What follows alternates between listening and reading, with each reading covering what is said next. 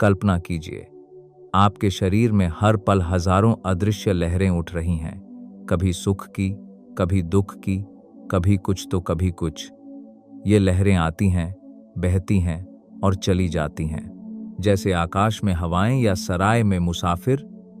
लेकिन हम इनमें उलझ जाते हैं। सुखद लगी तो पकड़ने की कोशिश, दुखद लगी तो भगाने की जद्दोजहद, और यही राग द्वेष का कुचक्र बन जाता है जो हमें जीवन पर्यंत दुख देता रहता है। लगभग 2600 साल पहले बुद्ध ने एक ऐसा राज खोला था जो आज भी लाखों लोगों को मुक्ति दे रहा है, विपश्यना। लेकिन एक शब्द वेदना ने सदियों बाद भ्रम पैदा कर दिया। आज वेदना सुनते ही सिर्फ दुख याद आता है, जबकि असल में ये हर तरह की संवेदना है, सुखद, दुखद या उदासीन। तो क्या है ये संवेदनाएं? कैसे ये हमारे दुख की जड़ हैं? और इन्हें साक्षी भाव से देखकर हम राग द्वेष से मुक्त हो सकते हैं। कैसे विपश्यना हमें अनित्य, दुख, अनात्म के सत्य तक ले जाती है और अंत में निर्वाण की शाश्वत शांति तक। ये विषय इतना गहन और जीवन बदलने वाला है कि इसे एक ही वीडियो में समेटना मुश्किल था। इसलिए हमने इसे 5 भागों में विभाजित किया है, ताकि आप आराम से, गहराई से समझ सकें और अभ्यास कर सकें। ये सीरीज विपश्यना साधना में संवेदनाओं की भूमिका को समझाएगी, कैसे ये हमारे दुख की जड़ हैं और इन्हें साक्षी भाव से देखकर हम मुक्ति पा सकते हैं। आज का वीडियो पहला भाग है।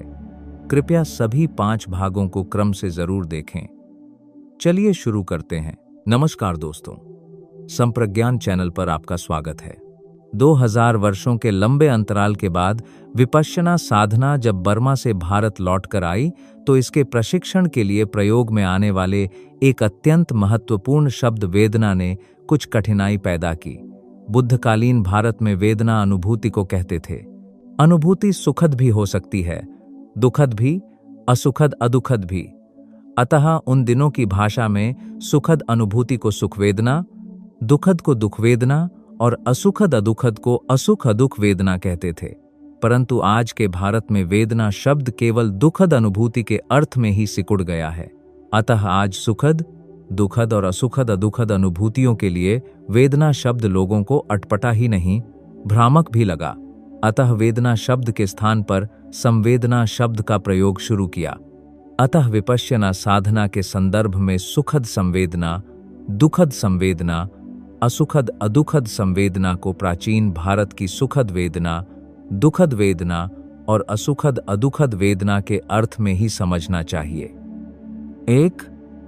अनंत आकाश में समय समय पर नाना प्रकार की हवाएं उठती हैं, बढ़ती हैं, चली जाती हैं।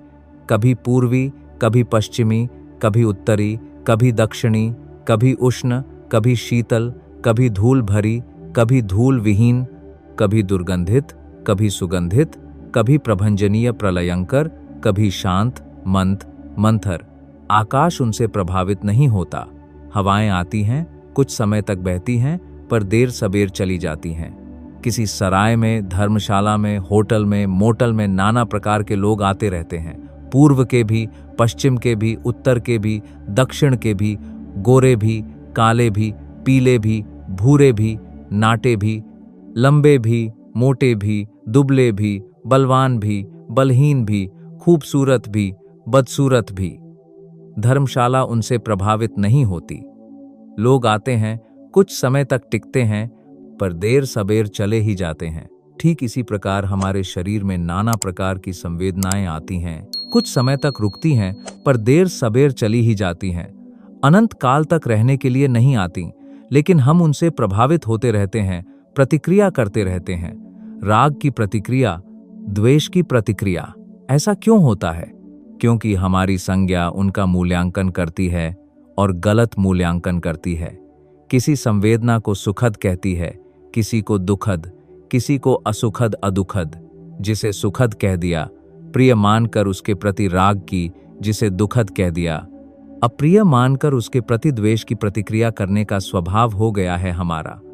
सुखद संवेदना हो तो उसे कायम रखने अथवा बढ़ाने की प्रतिक्रिया, दुखद संवेदना हो तो उसे शीघ्र दूर करने की प्रतिक्रिया, और यदि असुखद अदुखद हो तो उससे भी ऊब कर उसे दूर करने के लिए द्वेष और किसी सुखद संवेदना को प्राप्त करने के लिए राग की प्रतिक्रिया करते हैं।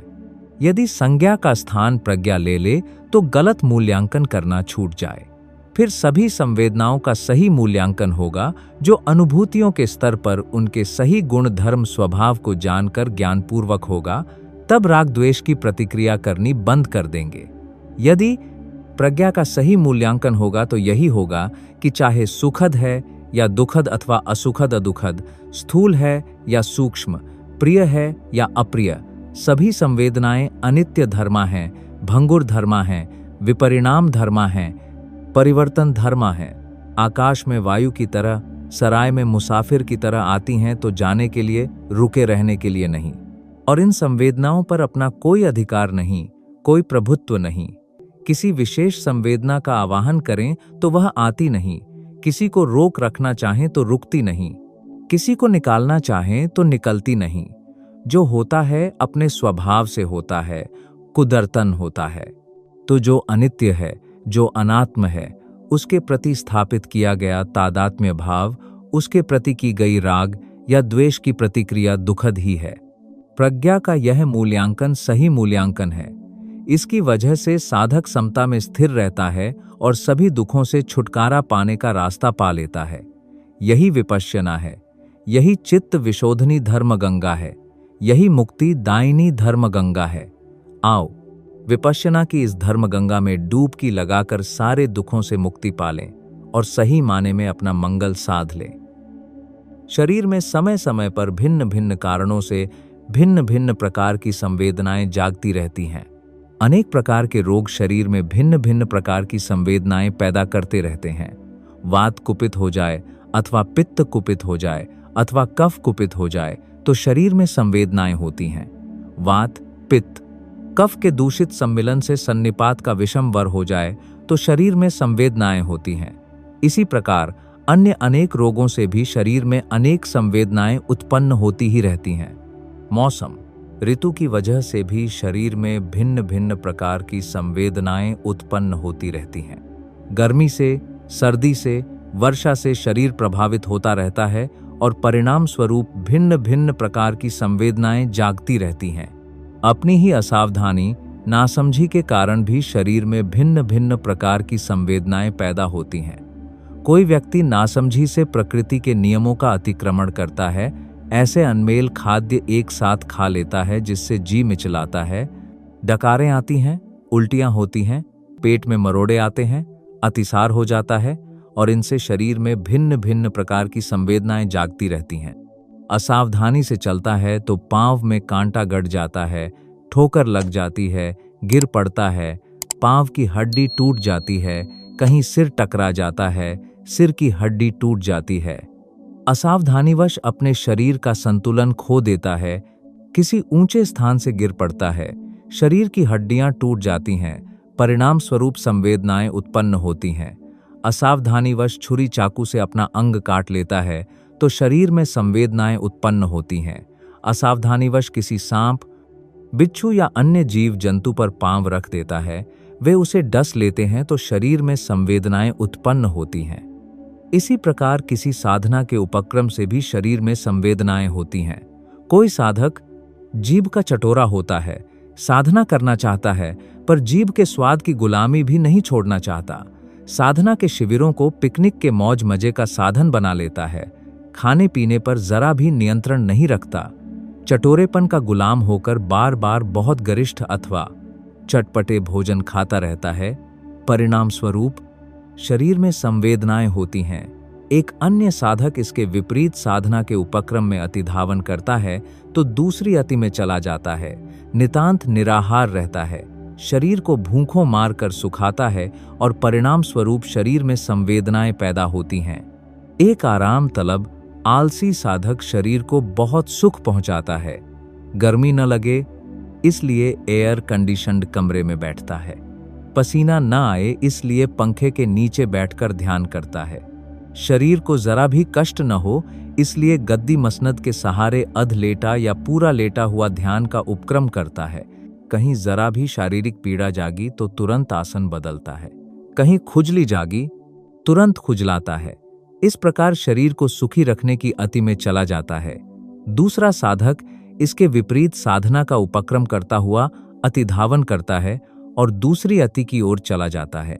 अपने बावलेपन में समझता है कि शरीर को जितना अधिक कष्ट दूंगा उतनी अधिक कर्मों की निर्जरा होगी, अतः विभिन्न प्रकार से शरीर को कष्ट देता है, पीड़ा पहुंचाता है।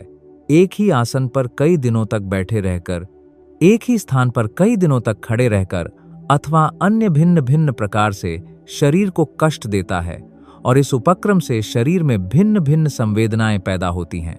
परंतु समझदार साधक प्रकृति के रहस्य को, धर्म को, ऋतु को भली भांति समझता है।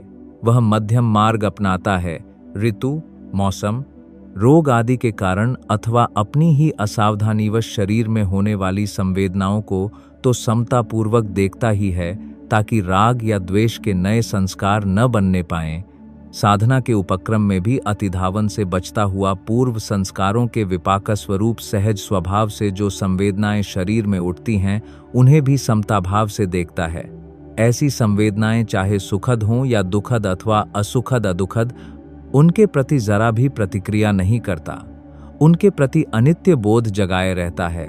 राग विहीन, द्वेष विहीन, मोह विहीन बना रहता है तो पूर्व कर्मों का सचमुच क्षय करके नितांत दुख विमुक्त अवस्था तक जा पहुंचता है। आओ सभी संवेदनाओं के प्रति समता का भाव रखते हुए दुख विमुक्ति के इस सहज प्राकृतिक और वैज्ञानिक मार्ग पर चलकर अपना कल्याण साध लें, अपना मंगल साध लें। इस 3.5 हाथ की काया में सारा संसार समाया हुआ है। इसी शरीर में भवचक्र समाया हुआ है, भवचन का कारण समाया हुआ है, भवचक्र से विमुक्त होने का उपाय समाया हुआ है। इसीलिए मुमुक्षु साधक के लिए शरीर निरीक्षण का इतना बड़ा महत्व है। शरीर के आधार पर प्रवर्तमान प्रपंच की सम्यक जानकारी नहीं होती तो अपने भीतर भवचक्र प्रवर्तन होता ही रहता है। इसकी सम्यक जानकारी होती रहे तो भवचक्र का निरोध होते होते नितांत भव विमुक्ति का साक्षात्कार हो जाता है। हमारी 6 इंद्रियां आंख, कान, नाक, जीभ, त्वचा और मन शरीर पर आधारित हैं और इन 6 इंद्रिय दरवाजों को छोड़कर अन्य किसी दरवाजे से हमारा लोक संपर्क हो नहीं सकता। इन 6 इंद्रियों के संपर्क में आता है तो ही संसार हमारे लिए संसार है, अन्यथा उसका हमारे लिए कोई अस्तित्व नहीं। कोई रूप आंख के संपर्क में आता है तो ही हमारे लिए रूप है, अन्यथा उसका कोई अस्तित्व नहीं। इसी प्रकार जब कोई शब्द कान के संपर्क में, गंध नाक के संपर्क में, रस जीभ के संपर्क में, स्पृष्टव्य पदार्थ त्वचा के संपर्क में, विचार चिंतन कल्पना आदि मन के संपर्क में आते हैं तो ही हमारे लिए उनका कोई अर्थ है, अन्यथा उनका कोई अस्तित्व ही नहीं। हमारे लिए सारे संसार का अस्तित्व शरीर में स्थित इन 6 दरवाजों पर ही प्रकट होता है। इसलिए ठीक ही कहा गया है कि सारा संसार इस 3.5 हाथ की काया में समाया हुआ है। परम सत्य की खोज करने वाला सच्चा शोध प्रिय वैज्ञानिक साधक जब सभी कल्पनाजन्य निकम्मी निरर्थक दार्शनिक मान्यताओं को एक ओर रखकर केवल अनुभूत सत्य को ही स्वीकार करता हुआ अनुसंधान का काम शुरू कर देता है तो उसके लिए प्रकृति अपने सभी रहस्यों का उद्घाटन करने लगती है। साधक स्वमुखी होकर स्थूल सत्यों से आरंभ कर सूक्ष्म सत्यों को जानता हुआ उस अवस्था तक पहुंच जाता है जहां काया और चित्त के सभी प्रपंच स्पष्ट होने लगते हैं। साधक देखता है कि चक्षु और रूप के संपर्क से चक्षु विज्ञान उत्पन्न होता है, यानी मानस का वह खंड प्रकट होता है जो कि चक्षु और रूप के संपर्क सत्य को जानने का काम करता है। वह यह भी जान लेता है कि यह संपर्क होते ही एक तरंग पैदा होती है, शरीर पर संवेदना पैदा होती है। जैसे किसी कांसे के बर्तन को छूने पर उसमें झन्नाहट पैदा होती है, इतने में संज्ञा यानी मानस का एक और खंड जागता है जिसका काम है चक्षु के संपर्क में आए हुए रूप को पहचानना। नारी है, नर है, काला है, गोरा है, सुंदर है, असुंदर है, और इस पहचान के आधार पर उसका मूल्यांकन करना। जैसे ही संज्ञा ने पहचानने और मूल्यांकन करने का काम किया, चक्षु और रूप के संपर्क से शरीर पर उत्पन्न हुई संवेदना में परिवर्तन आने लगा। मानस का संवेदनशील खंड अपना काम करने लगा। मूल्यांकन अच्छा हुआ तो संवेदना सुखद हो गई, बुरा हुआ तो दुखद। अब मानस का चौथा खंड अपना काम शुरू करता है। शारीरिक संवेदना सुखद हो तो राग की, दुखद हो तो द्वेष की प्रतिक्रिया करने लगता है। यो मानस के चारों खंड किस प्रकार काम करते हैं, यह बात स्पष्ट मालूम होने लगती है। राग से सुखद संवेदना की वृद्धि होती है, सुखद संवेदना से राग की वृद्धि होती है, द्वेष से दुखद संवेदना की वृद्धि होती है, दुखद संवेदना से द्वेष की वृद्धि होती है।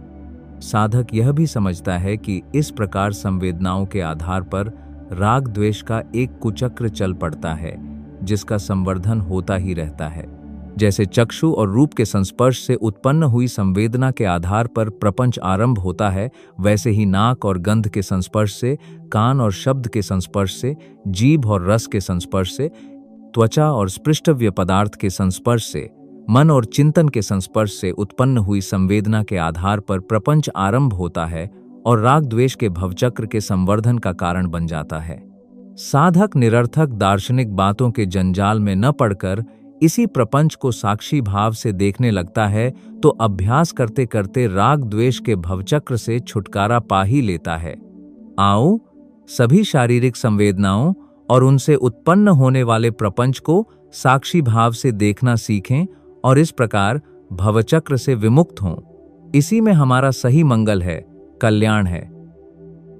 दोस्तों, आज के इस पहले भाग में हमने समझा कि संवेदनाएं अनित्य हैं और प्रज्ञा से देखने पर राग द्वेष बंद हो जाता है।